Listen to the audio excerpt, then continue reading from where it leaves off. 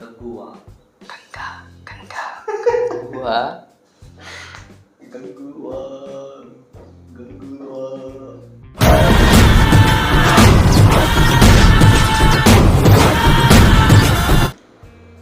வணக்கம் வணக்கம் கங்குவா படம் பாட்டு வந்தாச்சு, பார்த்துருப்பீங்கன்னு நினைக்கிறேன். சரி, ஓகே, நம்ம ஒப்பீனியன் தான் பேச போகிறோம், ரிவ்யூ கிடையாது, ஒப்பீனியன். கங்குவா 2 வருஷம் போராட்டம் நம்ம சிவா சொன்னார். அந்த அளவுக்கு உழைப்பு இருக்குது. அதனால் ஃபஸ்ட்டு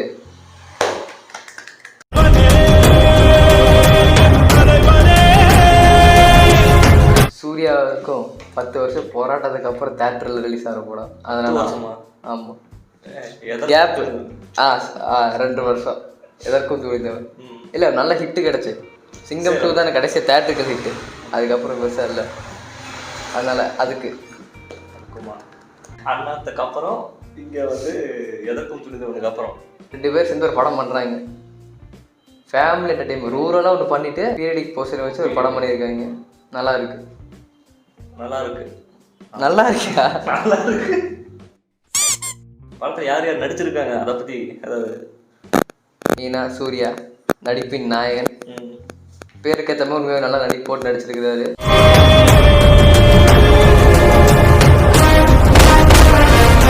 அடுத்தது Bobby Deol, India artist. Animal படத்தில் பார்த்துருப்பீங்க. அனிமல் துக்கனாங்குருவி கூடு. அடுத்தது ஹீரோயின் அம்மா திஷா பத்தானி. கிளுகிழுப்பு கேட்குது. திஷா பத்தானி. அடுத்தது நம்ம ஊர்லேருந்து யோகி பாபு. ஏன்னா ஒரு பாயிண்ட் மட்டும் சொல்லிக்கிறேன். யோகி பாபுவோட வளர்ச்சி எந்த அளவுக்கு இருக்குன்னு பாருங்க. 2015 வேதாளம் தலை அஜித்தோட படம். தலைன்னு சொல்லக்கூடாதான், ஏகே சரி ஓகே. அஜித் குமார் அவரோட படம் வந்து தீபாவளிக்கு ரிலீஸ் ஆகுது. அது ஒரு சிறுத்தை சிவாதா இயக்கம் பண்ணியிருக்காரு. அந்த படத்தில் வந்து ஓப்பனிங் சீன் அஜித்தை காட்டும்போது அங்கே மொட்டை ராஜேந்திரன் காமெடியெலாம் பார்த்துருக்கீங்களா? அதில் ஒரு பின்னாடி ஒரு ஓரமாக நின்று ஒரு 2 டைலாக் பேசிகிட்டு இருப்பார் யோகி பாபு.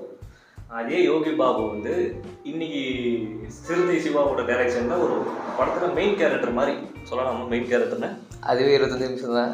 அந்த கேரக்டர் 25 நிமிஷம் கேரக்டர் பண்ணியிருக்காரு. அந்த அளவுக்கு நான் வளர்ச்சி பார்க்குறேன். ஓகே, இப்போ போகலாம். நட்டி, கருணாஸ், இவங்கெல்லாம் இவங்கெல்லாம் கொஞ்சம் கொஞ்சமாக பண்ணியிருக்காங்க கேரக்டர். ஆனால் படம் முடிஞ்சு மனசில் நிற்கிறதுனா சூர்யா.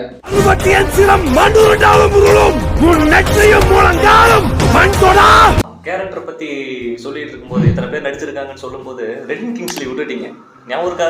ரெடின் கிங்ஸ்லி வந்து கார் டிரைவர் ஹீரோயின் நமக்கு டிரைவர் ஓட்டுவார். அவரு தான் பெஸ்டின்னு சொல்லி சுற்றி இருந்தார். ஒரே ஒரு காமெடி நல்லா இருந்துச்சு, அவ்வளோதான். ரெடின் கிங்ஸ்லி யூஸ் பண்ண தெரியலையா இல்லை அவ்வளோதான் கேரக்டரானே தெரியல. அதை தாண்டி தீஷா பட்டானி கிளிகிழிப்பு ஆரம்பிச்சிருச்சு. சொல்லிடுங்க, சொல்ல வேண்டியது இல்லை. தீஷா பட்டானி அவ்வளோதான். தீஷா பட்டானி கல்கிலே நான் அவளை பார்த்தேன். போயிடும். கேரக்டர் ஒவ்வொன்றும் ஒவ்வொரு இதாக பண்ணியிருக்கிறாங்க. ஆனால் இவங்க எல்லாத்தையும் ஆர்கனைஸ் பண்ணி நடத்துனதுன்னா சிவா தான். எதிர்கொள்வோம். படத்தை நீங்கள் ஏன் பார்க்கணும் அப்படின்ற ஒரு கேள்வி உங்கள் மனசுக்குள்ள தொத்தி நிற்கலாம். அதுக்கு மேக்கிங், அந்த படம் நம்புவானா மேக்கிங்னு வச்சுக்கோங்க. அதை தாண்டி நீங்கள் ஏன்னா இதில் கதையே இல்லை, கதை இல்லை. ப்ரொடியூசர் வந்து இன்டர்வியூவில் பாகுபலி மாதிரி இருக்கும் 2000 கோடின்னு சொல்கிறாருன்னு அந்த ஹைப்பில் போகாதீங்க. நான் வந்து எதையுமே எதிர்பார்க்கல. நான் பாட்டு வந்தப்போ பாட்டை பார்க்கல, டீசர் வந்தப்போ டீசரை பார்க்கல, எதுவுமே இல்லை. நான் பாட்டில் எனக்கு கங்குவா பார்க்கணும்னு தோணுச்சு. நான் பாட்டில் போய் பார்த்தேன், 3Dயில் பார்த்தேன். ஓகேவா, என்னை சாட்டிஸ்ஃபை பண்ணிடுச்சு. நீங்கள் ஓவர் ஹைப்பு எக்ஸ்பெக்டேஷனில் போய் உட்காந்திங்கன்னா உங்களுக்கு தலையை அடி விழுகலாம், படம் பிடிக்காமல் போகலாம், என்னடா இது அப்படின்னு யோசிக்கலாம். அது மாதிரி பல பிரச்சனைகள் உள்ள இருக்குது. லாஜிக் மீறல்கள் ஜாஸ்தியாக இருக்கு, ரொம்ப ஜாஸ்தியாக இருக்கு. ஒருத்தர் உயிர் போகிற அளவு படம் எடுத்து வச்சிருக்கிறாரு, இது தெரியாமல் பேசிட்டு வருது. இல்லை, படம் நல்லா இல்லைன்னு நான் சொல்ல வரேன். நீங்கள் ஒரு எதிர்பார்ப்பில் போய் உட்காந்துட்டு அந்த எதிர்பார்ப்புக்கு அந்த படம் இல்லையேன்னு மேட்ச் பண்ணிட்டு இருக்கக்கூடாது. இதுதான் கடந்த பெரிய ஹீரோஸ் எல்லாத்துக்குமே இதுதான் நடக்குது. அதனால் சொல்கிறேன், கொஞ்சம் எதிர்பார்ப்பை கம்மி பண்ணிக்கிட்டு தமிழ் சினிமாவில் இப்படி ஒரு மேக்கிங், இப்படி ஒரு படம் அப்படின்னு நினச்சி போய் உள்ள பாருங்க. நல்ல ஒரு விந்தையான உணர்வை கொடுக்கும் உங்களுக்கு.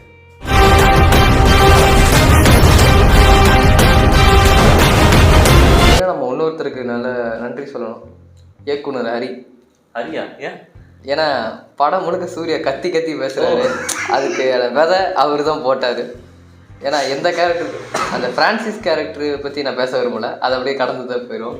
கங்குவா அந்த கேரக்டருக்கு மெனக்கெடலும் அதுக்கான அந்த கணீர்னு வாய்ஸுக்கோ ஹரி தான் சொந்தக்காரர் என்னை பொறுத்த வரைக்கும். ஏன்னா 10 வருஷமா சூர்யா அப்படியே செதுக்கி செதுக்கி கொண்டு வந்துருக்குது. அடுத்தது கதையாக கேட்டிங்கன்னா இதோட மெயின் பிளாட் என்னன்னா ஒரு சத்தியம் விசாலா. அப்புறம் நல்ல ஜோக்கு, ஆனால் அவங்களுக்கு புரியணும். ஃபஸ்ட்டு பாஸ்டில் வந்து ஒரு சத்தியம் பண்ணி கொடுக்குறாரு சூர்யா. அது வந்து நிகழ்காலத்தில் மூலம் சரி வேணாம். அது எப்படி வந்து ப்ரெசன்ட் போர்ஷன்லேயும் வந்து வேலை செய்யுது. சத்தியத்தை அவர் காப்பாற்றி ஏன் கொடுக்கல, அவர் கொடுத்த அந்த சத்தியம் வந்து ஏன் இங்கே மீறப்படுது, அதுதான் கங்குவா. ஃபர்ஸ்ட் ஹாஃப் செகண்ட் ஹாஃப்னு பாசிட்டிவ் ஃபியூச்சர் குழப்பி அடிச்சு வச்சிருக்கிறாரு சிவா. ஆனால் அதுக்கேற்ற உழைப்பு இருக்குது படத்தில். கதைன்னு ஒன்றும் பெருசாக இல்லை, மேக்கிங் 3Dல நீங்கள் அந்த படத்தை பார்த்தீங்கன்னா அந்த படத்துக்காக எவ்வளோ எஃபர்ட் போட்டு அந்த படத்தை பண்ணியிருக்காங்கிறது உங்களுக்கு புரியும். 2Dல உட்காந்து என்ன ப்ரோ ஒன்றுமே பெருசாக இல்லை, இதுதான் விஷுவல்ஸாக நீங்கள் கேட்கலாம். 3Dல பாருங்க, அதை நம்பி தான் 250 ரூபா டிக்கெட் ரேட்டை வச்சு 2000 கோடி அடிக்கும் ப்ரொடியூசர் தைரியமாக ஓப்பன் ஸ்டேட்மெண்ட் கொடுத்துட்ருக்குறாரு. விடுங்க, வந்ததுலேருந்து ஞானங்கள் வச்சு கடி விழுந்துட்டே இருக்குது. அப்புறம் 3D பார்க்குறத விட நல்ல சவுண்ட் குவாலிட்டி உள்ள தேட்டரில் பாருங்கள். ஏன்னா படம் முழுக்க நம்ம டிஎஸ்பி பூந்து விளையாடி இருக்கிறாரு. கங்கு அப்புறம் கேமியோ பண்ண கார்த்திக். வயல போடுங்க. சரி ஓகே. கடைசியில் ஒரு சிம்பண்ணன் இறக்கி விட்டுருக்காங்க படத்துக்கு.